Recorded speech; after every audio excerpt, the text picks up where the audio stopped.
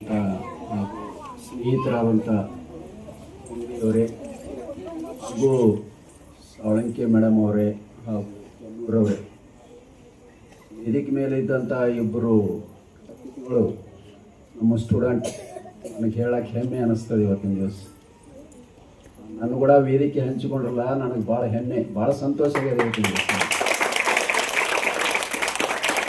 ನನ್ನ ಕೈಯಾಗ ಕೊಟ್ಟಂಥ ವಿದ್ಯಾರ್ಥಿನಿಯರು ಇವತ್ತಿನ ದಿವಸ ಇಂಥ ಒಂದು ಕಾರ್ಯಕ್ರಮ ಭಾಗವಹಿಸಿ ತಮ್ಮ ಅನಿಸಿಕೆಗಳನ್ನು ಸರ್ ಅದಾರ ಏನು ಮಾತಾಡ್ಬೇಕು ರೀ ಅಂಜಿಕೆ ಬರ್ಲಾಗತ್ತ ಅನ್ಕೊತೇವೆ. ಒಂದು ಅರ್ಧ ತಾಸು ಮಾತಾಡಿದ್ರು ಸಾಳಂಕೆ ಮೇಡಮ್ ಅವರು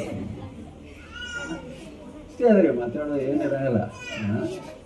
ಹುಡುಗರು ಭಾಳ ಇರೋದು ಪ್ರಯತ್ನ ಮಾಡ್ತಾ ಇರ್ಬೇಕಷ್ಟೇ.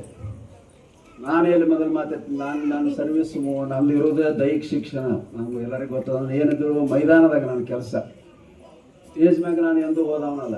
ನಾನು 32 ವರ್ಷನಾಗ ಒಂದು ದಿವಸ ಸ್ಟೇಜ್ ಮ್ಯಾಗ ಹೊಳಿಲ್ಲ, ಒಂದಿನ ಮಾತಾಡಲಿಲ್ಲ.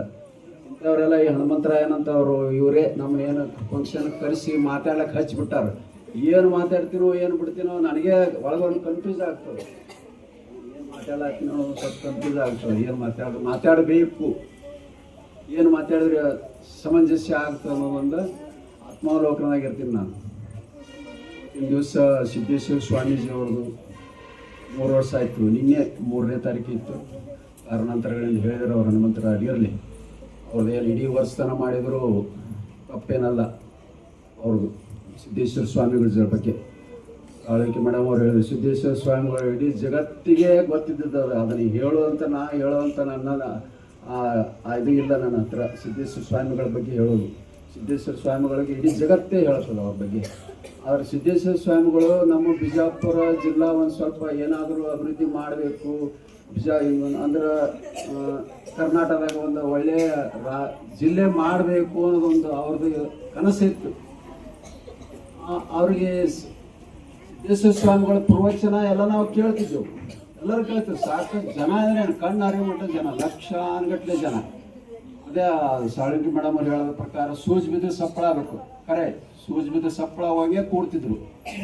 ಆದ್ರೆ ಅವ್ರು ಹೇಳಿದ್ದ ನಾವು ಜೀವನದಲ್ಲಿ ಅಳವಡಿಸ್ಕೊಳ್ಳಿಲ್ಲ ಯಾರು. ಅವ್ರು ಏನು ಹೇಳ್ಯಾರ ಯಾರು ಒಬ್ಬರು ಅವ್ರು ಹೇಳಿದ್ದು 100% ಹೇಳಿದ್ದು ಅವರು 1% ನಾವು ಜೀವನದಲ್ಲಿ ನಮ್ಮ ಅಳವಡಿಸ್ಕೊಂಡಿದ್ರೆ ಇವತ್ತಿನ ದಿವಸ ನಮ್ಮ ಜಿಲ್ಲೆ ಅಗ್ದಿ ಕರ್ನಾಟಕದಲ್ಲಿ ನಂಬರ್ 1 ಜಿಲ್ಲೆ ಆಗ್ತಿತ್ತು.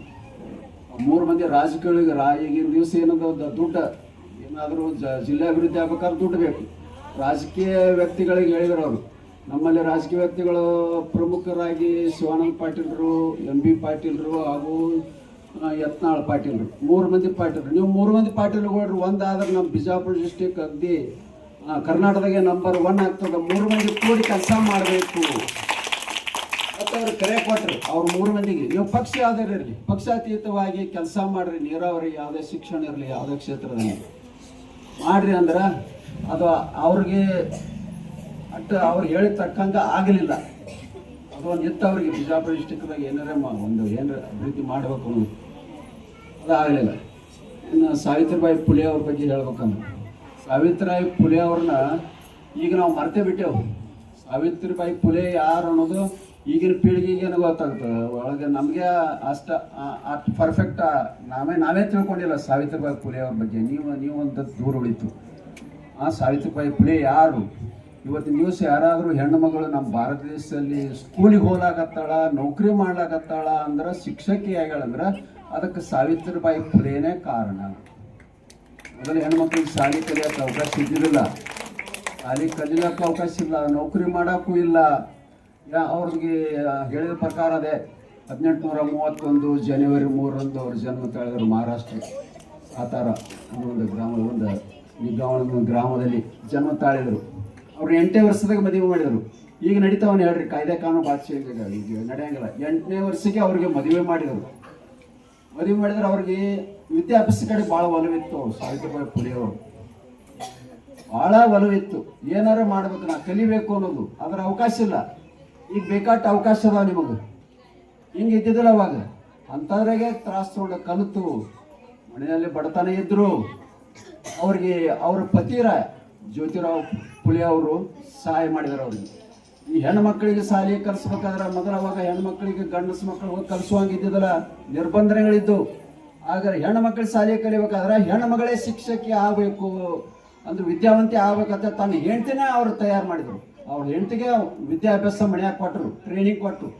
ಅವ್ರನ್ನ ಒಬ್ಬರ ಶಿಕ್ಷಕ ಆಗಿ ನಮ್ಮ ಭಾರತ ದೇಶದ ಪ್ರಥಮ ಮಹಿಳಾ ಶಿಕ್ಷಕಿ ಅಂದ್ರೆ ಸಾವಿತ್ರಿಬಾಯಿ ಫುಲೆ. ಅದು ಎಷ್ಟು ಮಂದಿಗೆ ಗೊತ್ತದ ಹೇಳ್ರಿ. ನಾವು ಶಿಕ್ಷಕರು ಸಾಕಷ್ಟು ಈಗ 50% ಶಿಕ್ಷಕರು, ನೀವು ಲೇಡೀಸ್ 50% ಶಿಕ್ಷಕರು. ನೀವು ಇವತ್ತಿನ ದಿವಸ ಶಿಕ್ಷಕರಾಗಿರಂದ್ರೆ ಅದಕ್ಕೆ ಸಾವಿತ್ರಿಬಾಯಿ ಫುಲೆನೇ ಕಾರಣ. ಇವತ್ತು ಒಬ್ಬ ಹೆಣ್ಣು ಮಗಳು ಶಾಲೆಗೆ ಹೋಗ್ತಾಳ ಅಂದ್ರೆ ಸಾವಿತ್ರಿಬಾಯಿ ಫುಲೆನೇ ಕಾರಣ ಅಂತ ಹೇಳುತ್ತಾ, ಮತ್ತು ಇದು ಅಸ್ಪೃಶ್ಯತೆ, ವಿಧವಾ ಪದ್ಧತಿ, ಸತಿಯೊಡನೆ ಸಹಗಮನ, ಇವೆಲ್ಲ ಪದ್ಧತಿಗಳನ್ನು ಹೋಗಲಾಡ್ಸಕ್ಕೆ ಹೋರಾಡಿದ ಸಾವಿತ್ರಿಬಾಯಿ ಫುಲೆ. ಈಗ ಗಂಡ ಸತ್ರ ಗಂಡನ ಕೂಡ ಹೆಂಡತಿನೂ ಸಾಯ್ಬೇಕು, ಆ ಪದ್ಧತಿ ಅವಾಗಿದ್ದು. ಅದನ್ನೆಲ್ಲ ಹೋಗಲಾಡಿಸ್ಲಕ್ಕ ಸಾವಿತ್ರಿಬಾಯಿ ಫುಲೆ ಅವರು ಬಹಳ ಪ್ರಯತ್ನ ಮಾಡಿದರು. ಮತ್ತು ದಲಿತರಿಗೆ ಮತ್ತು ನಿರ್ಗತಿಕರಿಗೆ ಎಷ್ಟೋ ಸ್ಕೂಲ್ಗಳನ್ನ ತೆಗೆದ್ರು ಅವರು. ಬರೀ ತಾವು ಶಾಲೆ ಕಲಿಯೋದು ಅಲ್ಲೇ ಶಿಕ್ಷಕರ ಆಗೋದಲ್ಲದೆ ಎಷ್ಟೋ ಸ್ಕೂಲ್ಗಳನ್ನ ತೆಗೆದು ಎಷ್ಟೋ ವಿದ್ಯಾರ್ಥಿಗಳಿಗೆ, ಲಕ್ಷಾನುಗಟ್ಟಲೆ ವಿದ್ಯಾರ್ಥಿಗಳಿಗೆ ವಿದ್ಯೆ ಆಗುವಂತ ಮಾಡಿದಂಥ ಸಾವಿತ್ರಿಬಾಯಿ ಫುಲೆ ಅವರ ಇವತ್ತಿನ ದಿವಸ ಏನು ಈ ಕಾರ್ಯಕ್ರಮ ಇಟ್ಕೊಂಡಾರಲ್ಲ ಹನುಮಂತರಾಯ ಅವರು, ಅವ್ರ ಹನುಮಂತರಾಯ ಅವ್ರ ಬಗ್ಗೆ ಏನು ಹೇಳ್ಬೇಕು ನಾವು, ಏನು ಹೇಳಿದ್ರು ಕಡಿಮೆನೆ. ಯಾಕಂದ್ರೆ ಈ ಎಷ್ಟು ಮಹನೀಯರು ನಮ್ಮ ಭಾರತ ದೇಶದಾಗ ಎಷ್ಟು ಹೋಗ್ಯಾರ ಅನ್ನೋದು ನಮ್ಮ ಕೈ ಕಲ್ತ ಸ್ಟೂಡೆಂಟೇ ಅವನು, ನಮ್ಮ ಕೈ ಕಲ್ತವನೇ. ನನಗೆ ಗೊತ್ತಿಲ್ಲ ಎಷ್ಟು ಮಂದಿ ಭಾರತ ದೇಶದಾಗ ಎಷ್ಟು ಮಂದಿ ಮಹನೀಯರು ಆಗಿ ಹೋಗ್ಯಾರ ಅನ್ನೋದು ಅವಾಗ ಗೊತ್ತೈತಿ. ಮತ್ತು ಗೊತ್ತಿದ್ರೆ ಬರೇ ಗೊತ್ತಿದ್ದು ಸುಮ್ಕೊಂಡ್ರದಲ್ಲ, ಅವು ಪ್ರತಿಯೊಂದು ಕಾರ್ಯಕ್ರಮನ ಮಾಡ್ತಾರೆ. ಪ್ರತಿಯೊಂದು ಎಷ್ಟು 365ರಾಗ ಎಷ್ಟು ಈಗ ಅವರು ಒಂದು ತಿಂಗಳದಾಗ ಒಂದು 10 ಒಂದು ಕಾರ್ಯಕ್ರಮ ಮಾಡ್ತಾರಂತ ನಾನು ಅನಿಸಿಕೆ ಐತಿ. ಒಂದು 10. ಯಾಕಂದ್ರೆ ತಿಂಗಳದಾಗ 1-2 ಸಲ ನಾನೇ ಬಂದಿರ್ತೀನಿ ಇಲ್ಲಿ. ನಾನೇ ಒಂದು ತಿಂಗಳದಾಗ 2-3 ಸಲ ನಾನೇ ಬಂದಿರ್ತೀನಿ. ಅಂದ್ರೆ ಇವ್ರು ಎಷ್ಟು ಮಾಡ್ತಿರ್ಬೇಕು, ಕಾರ್ಯಕ್ರಮಗಳನ್ನು ಎಷ್ಟು ಮಾಡ್ತಿರ್ಬೇಕು, ಎಷ್ಟು ಪೇಷನ್ಸ್ ಬೇಕು, ಎಷ್ಟು ಆಸಕ್ತಿ ಬೇಕು, ಭಾಳ ಮುಖ್ಯ ಅದು. ಈಗ ನಮ್ಮ ಭಾರತ ದೇಶದಾಗ ಹೋದಂಥ ಒಬ್ಬೊಬ್ಬ ಮಹನೀಯರದು ಒಂದೊಂದು ಅವರಲ್ಲಿ ಮಾಡಿದಂಥ ಒಂದು ಕೆಲಸ, ಅವರ ಗುಣ, ನಿಮ್ಮಲ್ಲಿ ಅವರಲ್ಲಿ ಒಂದೊಂದೇ ಎಷ್ಟು ಮಂದಿ ಕಾರ್ಯಕ್ರಮ ಇವ್ರು ಮಾಡ್ತಾರೋ ಅವ್ರವ್ರದ್ದು ಒಂದೊಂದೇ ಗುಣಗಳನ್ನು ನೀವು ಅಳವಡಿಸ್ಕೊಂಡ್ರೆ ಅಂದ್ರೆ ನೀವು ಅತಿ ಆದರ್ಶ ವಿದ್ಯಾರ್ಥಿ ಆಗೋದಕ್ಕೆ ಹಾಗೇ ಆಗ್ತೀರಿ. 100ಕ್ಕೆ 100 ಆದರ್ಶ ವಿದ್ಯಾರ್ಥಿಗಳಾಗ್ತೀರಿ. ಒಂದೊಂದೇ ಗುಣ ಅವ್ರು ಅಳವಡಿಸ್ಕೊಂಡ್ರೆ ಸಾಕು ನಮಗೆ. ಇವತ್ತಿನ ದಿವಸ ನಾವು ಸಾವಿತ್ರಿಬಾಯಿ ಫುಲೆ ಅವ್ರದ್ದು, ಸಿದ್ದೇಶ್ವರ ಸ್ವಾಮೀಜಿ ಅವ್ರದ್ದು ಮಾಡಾಕ್ತೇವೆ ಕಾರ್ಯಕ್ರಮ. ಅವರಲ್ಲಿ ಇರತಕ್ಕಂಥ ಒಂದೊಂದು ಗುಣ ನಾವು ಆಸ್ಕೊಂಡ್ಬಿಟ್ರೆ ಸಾಕು, ಭಾಳ ಬೇಡ. ಹೇಳೋದು ಸರಳ ಅದ, ಮಾಡೋದು ಕಷ್ಟ ಅದ. ಈಗಿನ ದಿವಸ ಈಗಿನ ಕಾಯ್ದೆ ಕಾನೂನು ಒಳಗೆ, ಈಗಿನ ಜನಸಂಖ್ಯೆ ಒಳಗೆ ಅದು ಕಷ್ಟ ಐತಿ, ನಾವು ಒಪ್ಕೋತೀನಿ. ಆದ್ರೆ ಒಂದೊಂದೇ ನೀವು ನಿಮ್ಮಲ್ಲಿ ಅಳವಡಿಸ್ಕೊಂಡ್ರೆ ನೀವು ಒಳ್ಳೆಯ ವಿದ್ಯಾರ್ಥಿಗಳಾಗ್ತೀರಿ. ನೀವು ಒಳ್ಳೆ ಮತ್ತು ನಮ್ಮ ಹನುಮಂತರಾಯರ ಒಳ್ಳೆಯ ವಿದ್ಯಾರ್ಥಿಗಳೇ ಆಗ್ತೀರಿ ನೀವೆಲ್ಲರೂ. ಅವ್ರು ಇಷ್ಟೆಲ್ಲ ಶ್ರಮ ವಹಿಸಿ ಮಾಡಿದ್ದಕ್ಕೂ ಸಾರ್ಥಕ ಆಗ್ತದಂತ ನಾನು ಈ ಸಂದರ್ಭದಲ್ಲಿ ಹೇಳಕ್ಕೆ ಇಷ್ಟಪಡ್ತೀನಿ. ಮತ್ತು ನಾನು ಏನಾದರೂ ಮಾತಾಡ್ಬೇಕಾದ್ರೆ ಒಂದು ಮೌಲ್ಯಗಳ ಬಗ್ಗೆ ವಿದ್ಯಾರ್ಥಿಗಳಿಗೆ ಮಾರಲ್ ನೈತಿಕ ಪಾಠ ಅದು. ನಾವಿದ್ದಾಗ ಅವಾಗೆಲ್ಲ ನೈತಿಕ ಪಾಠ ತಗೋತಿದ್ವಿ, ಒಂದು ಪೀಡೆ ತಗೋತಿದ್ವು.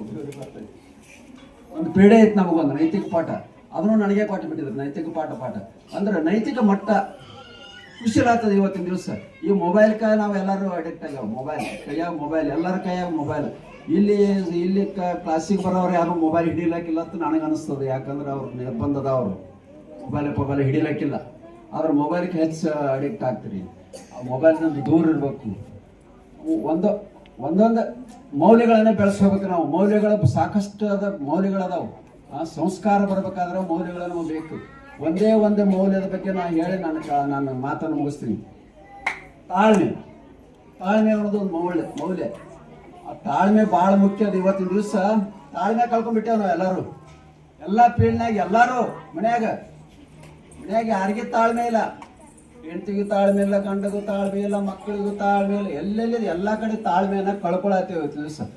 ತಾಳ್ಮೆಯಿಂದ ಎಷ್ಟು ಮುಖ್ಯ ಅದ ಅನ್ನೋದು ಇವತ್ತಿನ ದಿವಸ ನಾವು ಒಂದೇ ತಾಳ್ಮೆ ಬಗ್ಗೆ ಒಂದು ಮಾತು ಹೇಳಿ ನಾನು ಮಾತು ಮುಗಿಸ್ತೀನಿ. ಒಬ್ಬ ಶಿಲ್ಪಿ ಬೆಟ್ಟದಾಗ ಹೋಗಿ ಒಂದು ಮೂರ್ತಿಯನ್ನು ಕಲ್ಲು ತಗೊಂಡು ಒಂದು ಮೂರ್ತಿಯನ್ನು ಕಟ್ಟಿಬೇಕಂತೇಳಿ ಒಂದು ಕಲ್ಲು ತಗೊಂಡು ಕಟ್ಕೊತ್ಕೊಂಡಿರ್ತಾನೆ. ಒಬ್ಬ ಶಿಲ್ಪಿ ಕೂತಾಗ ಒಂದು ಕಲ್ಲು ತಗೊಂಡು ಮೂರ್ತಿ ಕಟ್ಟಿಬೇಕು, ಒಂದು ಯಾವ್ದಾದ್ರು ದೇವ್ರ ಮೂರ್ತಿ ಕಟ್ಟಿಬೇಕು ಅಂತ ಹೇಳಿ ಕೂತಿರ್ತಾನ. ಒಂದು ಇಟ್ಟು ಕಟ್ಟದಿರ್ತಾನ, ಸ್ವಲ್ಪ ಕಟ್ಟದಿರ್ತಾನ. ಆ ಮೂರ್ತಿ ಏನಾಗ್ತದ, ಪೆಟ್ಟು ಬಿಡ್ತಾನ. ಉಳಿ ಪೆಟ್ಟಲ್ಲ, ಕಟ್ಟಿದಂದ್ರೆ ಉಳಿಲೆ ಹೊಡಿಬೇಕು. ಉಳಿಲೆ ಹೊಡೆದಾಗ ಮೂರ್ತಿ ಆಗ್ತದೆ. ಅವಾಗ ಆ ಕಲ್ಲು ಏನಂತೈತಿ, ನನಗೆ ಉಳಿ ಪೆಟ್ಟು ಹೊಡ್ಯಾಕ ತಡ್ಕೊಳಕ್ ಆಗುದಿಲ್ಲ, ಬೇಡ ನೀ ನಾನು ಏನೂ ಮಾಡೋದು ಬೇಕಾಗಿಲ್ಲ ಅಂತದ ಕಲ್ಲ. ನನಗೆ ಉಳಿ ಪೆಟ್ಟು ಹೊಡಿಯೋದು ಬೇಡ, ನನಗೇನು ಮೂರ್ತಿ ಮಾಡೋದು ಏನೂ ಬೇಡ, ಮಾಡೋದು ಬೇಡ ಅಂತದ ಕಲ್ಲ. ಅವಾಗ ಏನು ಮಾಡ್ತಾನೆ ಆ ಶಿಲ್ಪಿ, ನನ್ನ ಕಲ್ಲು ಅಲ್ಲೇ ಒಗಿತಾನೆ, ಒಗೆದು ಮತ್ತೊಂದು ಕಲ್ಲು ತಗೋತಾನೆ, ಮತ್ತೊಂದು ಕಲ್ಲು ತೊಗೊಂಡು ಕಟ್ಟಿಲಕ್ಕೆ ಶುರು ಮಾಡ್ತಾನೆ. ಅವಾಗೇನು ಅವ ಮೂರ್ತಿ ಕಟ್ಟಿಬೇಕಾಗ್ಯದ, ಅವನು ಕಲ್ಲು ಸಾಕಷ್ಟು ಗುಡ್ಡದಾಗೆ ಹೋಗಿರ್ತಾನೆ. ಮತ್ತೊಂದು ಕಲ್ಲು ಕಟ್ಟಿತಾನ, ಒಂದು 25% ಮುಕ್ಕಾಲು ಒಂದು ಭಾಗ ಕಟ್ಟಿದಿರ್ತಾನ. ಆ ಕಲ್ಲನ್ನು ನನಗೂ ಉಳಿ ಪೆಟ್ಟು ತಡ್ಕೊಳಕ್ಕಾಗೋದಿಲ್ಲ, ನನ್ನೂ ಬೇಡ, ನನ್ನೂ ಕಡಿಬೇಡ ಆತದು ಕಲ್ಲು. ಅದನ್ನು ಒಗಿತಾನೆ ಕೆಳಗೆ. ಮತ್ತೊಂದು ಕಲ್ಲು ತಗೋತಾನೆ, ಮತ್ತೊಂದು ಕಲ್ಲು ತೊಗೊಂಡು ಕಟ್ಟಿಲೆ ಶುರು ಮಾಡ್ತಾನೆ. ಅದು ಉಳಿ ಏಟು, ಮತ್ತೆ ಪೆಟ್ಟು ಬೀಳುವಲ್ಲ. ಉಳಿ ಏಟು ಅಂದ್ರೆ ನಿಮ್ಗೆ ಶಿಕ್ಷಕರು ಹೊಡಿತಾರಿಲ್ಲ, ಬೇಯ್ತಾರಿಲ್ಲ, ಅದೇ ಉಳಿ ಏಟ. ಉಳಿ ಏಟು ಬೀಳ್ತಿರ್ತಾವ ಮ್ಯಾಲ. ಹಂಗೆ ಅಂದಾಗ ಮೂರ್ತಿ ಆಗ್ಬೇಕಲ್ಲ, ಸುಂದರವಾದ ಮೂರ್ತಿ ಆಗ್ಬೇಕು. ಅದ್ರಿಗೆ ಎಷ್ಟು ಹೆಚ್ಚು ಉಳಿ ಏಟು ಬೀಳ್ತಾವ ಅಷ್ಟು ಸುಂದರವಾದ ಮೂರ್ತಿ ತಯಾರಾಗ್ತತಿ. ಅವಾಗ ಆ ಕಲ್ಲು ವಿಚಾರ ಮಾಡ್ತದೆ, ಈಗ ನಾನು ಅವ್ರ ಗತ್ಲೆ ನನಗೂ ಹೊಡಿಬೇಡ, ನನಗೂ ಆ ಉಳಿ ಏಟು ತಡ್ಕೊಳಕ್ ಆಗೋದಿಲ್ಲ ಅಂದ್ರ ನನ್ನ ಹೋಗೋದು ಮತ್ತೊಂದು ಕಲ್ಲು ತಗೋತಾರ ಅವ್ರು. ಅದಕ್ಕೆ ನಾ ಏನೋ ಹೇಳಬೇಡ, ಬೇಕಾಟ್ ಪೆಟ್ಟು ಬೆಳಿ, ಬೇಕಾಟ್ ತ್ರಾಸ ಅಲ್ಲಿ ನನಗೆ ಅಂತ ಹೇಳಿ ಅದು ಸುಮ್ಮನೆ ಇರ್ತದೆ ಕಲ್ಲು. ಅವಾಗ ಆ ಶಿಲ್ಪಿ ಒಂದು ಸುಂದರವಾದ ಮೂರ್ತಿಯನ್ನು ತಯಾರು ಮಾಡ್ತಾನೆ, ಒಂದು ದೇವರ ಮೂರ್ತಿ ತಯಾರಾಗ್ತದೆ. ಸುತ್ತಮುತ್ತ ಮಂದಿ ಎಲ್ಲ ಬಂದು ನೋಡೋಕೆ ಶುರು ಮಾಡ್ತಾರೆ, ಆ ಮೂರ್ತಿಯನ್ನು ನೋಡ್ತಾರೆ, ಪ್ರಸಿದ್ಧ ಆಗ್ತದೆ. ಈ ಮೂರ್ತಿಯನ್ನು ಹಿಂಗೆ ಬಿಡೋದು ಬೇಡ, ಏನಾದರೂ ಮಾಡಿ ಒಂದು ಗುಡಿ ಕಟ್ಟಿ ಈ ಮೂರ್ತಿಯನ್ನು ಪ್ರತಿಷ್ಠಾಪನೆ ಮಾಡೋಣ ಅಂತ ಅಲ್ಲಿ ಎಲ್ಲ ಇದ್ದಂಥ ಸಾಕಷ್ಟು ಜನ, ಲಕ್ಷಾನುಗಟ್ಟಲೆ ಜನ ಕೂಡಿ ಆ ಮೂರ್ತಿಯನ್ನು ಒಂದು ಗುಡಿ, ಸುಂದರವಾದ ಒಂದು ದೇವಾಲಯ ತಯಾರು ಮಾಡಿ ಆ ಮೂರ್ತಿಯನ್ನು ಪ್ರತಿಷ್ಠಾಪನೆ ಮಾಡ್ತಾರೆ. ಸಾಕಷ್ಟು ಈ ಸುಮಂಗಲಿಯರ ಮುಖಾಂತರ ಮತ್ತು ವಾದ್ಯಗಳ ಮುಖಾಂತರ ಮೆರೆಸ್ಕೋತ ಬಂದು ಆ ಮೂರ್ತಿಯನ್ನು ಪ್ರತಿಷ್ಠಾಪನೆ ಮಾಡ್ತಾರೆ.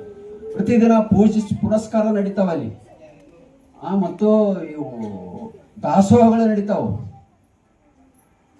ಆ ಗುಡಿ ಎಲ್ಲ ಕಡೆ ಪ್ರಸಿದ್ಧ ಆಗ್ತದೆ. ಪ್ರಸಿದ್ಧ ಆದಾಗ ಇವು ಕಲ್ಲು ಏನಿರ್ತಾವಲ್ಲ, ಇವೆರಡು ಕಲ್ಲು ಅರ್ಧಂಬರ್ಧ ಕಟ್ಟೋದು ಹೋಗದಿರ್ತಾರಲ್ಲ ಕಲ್ಲುಗಳು, ಅವ್ರನ್ನ ಆ ಗುಡಿ ಕಟ್ಟಾಗ ಅಲ್ಲಿ ಏನು ಮಾಡಿರ್ತಾರೆ ಅಲ್ಲೇ ಬಿದ್ದಿರ್ತಾವು. ಆ ಎರಡೇ ಕಲ್ಲ, ಒಂದು 25% ಕಟ್ಟಿದಂತ ಹೇಳಿದ್ನಲ್ಲ, ಆ ಕಲ್ಲನ್ನು ಏನು ಮಾಡಿರ್ತಾರ ಅವರು, ಆ ಗುಡಿ ಕಟ್ಟಾಗ ಕಂಬಕ್ಕೆ ಹಾಕಿರ್ತಾರೆ, ಕಂಬದಾಗ ಮಾತ್ರ ಹಾಕಿರ್ತಾರೆ ಅದಕ್ಕೆ ಕಲ್ಲ. ಇನ್ನೊಂದು ಸ್ವಲ್ಪ ಒಂದು 4-5 ಉಳಿ ಏಟು ಹೊಡೆದಾಗೆ ನನಗೆ ಏನು ಬೇಡ ಅಂತ ಏನು ಹೇಳಿರ್ತದ ನಮ್ಮ ಕಲ್ಲ. ಆ ಕಲ್ಲ ಏನು ಆ ಪೌಂಟನಿಗೆ ಏರ್ ಬರ್ತಿರ್ತಾರಲ್ಲ, ಆ ಪೌಂಟನಿಗೆ ಮೇಲೆ ಹಾಕಿರ್ತಾರೆ ಕಲ್ಲನ್ನು. ಅವಾಗ ನಾವು ಈ ಉಳಿ ಏಟು ಹೊಡಿವತ್ನಾಗ ಸುಮ್ಮ ಕೂತಿದ್ರ ನಾವೇ ಮೂರ್ತಿ ಆಗ್ತಿದ್ದೆವು. ಈಗ ನಾವು ಅದನ್ನು ತಡ್ಕೊಳ್ಳಿಲ್ಲ, ನಾ ಕಂಬ ಇದೆ ಮತ್ತು ಅವ್ರು ಸಾವಿರಾರು ಮಂದಿ ಆ ಮೂರ್ತಿ ತಡ್ಕೊಂಡಿದ್ದಕ್ಕೆ ಪೂಜೆಗಳು ಬರ್ಲಾಕತ್ತು.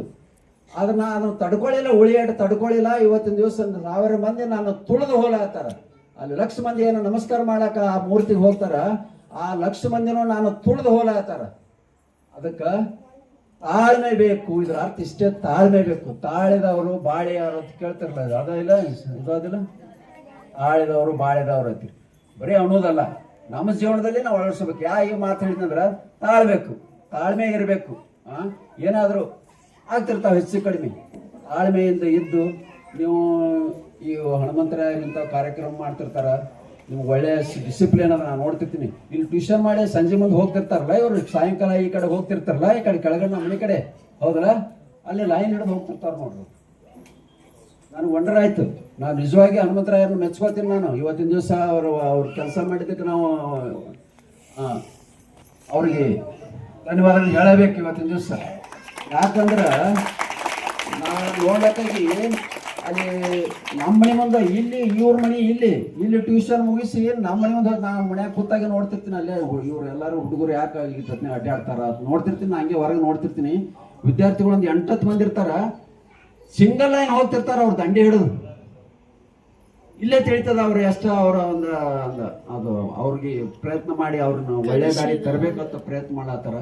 ಅವ್ರಿಗೆ ಇನ್ನಷ್ಟು ದೇವರ ಆರೋಗ್ಯ ಐಶ್ವರ್ಯ ಪಟ್ಟು ಕಾಪಾಡಲಿ ಮತ್ತು ಇನ್ನಷ್ಟು ಶಕ್ತಿ ಕೊಡಲಿ. ಇನ್ನಷ್ಟು ಹಿಂದಿದ್ದ ಕಾರ್ಯಕ್ರಮಗಳು ಮಾಡುವಂಥ ಅವ್ರಿಗೆ ಒಂದು ಶಕ್ತಿ ಆ ದೇವರ ಭಗವಂತ ಕೊಡಲಿ ಅಂತ ಹೇಳುತ್ತಾ ಈ ಕಾರ್ಯಕ್ರಮದಲ್ಲಿ ಕರೆದು ನನಗೂ ಒಂದು 2 ಮಾತನಾಡೋ ಅವಕಾಶ ಮಾಡಿಕೊಟ್ಟೆ ಎಲ್ಲರಿಗೂ ನಮಸ್ಕರಿಸಿ ನಾನು 2 ಮಾತು ಮುಗಿಸ್ತೇನೆ. ಜೈ ಹಿಂದ್, ಜೈ ಕರ್ನಾಟಕ.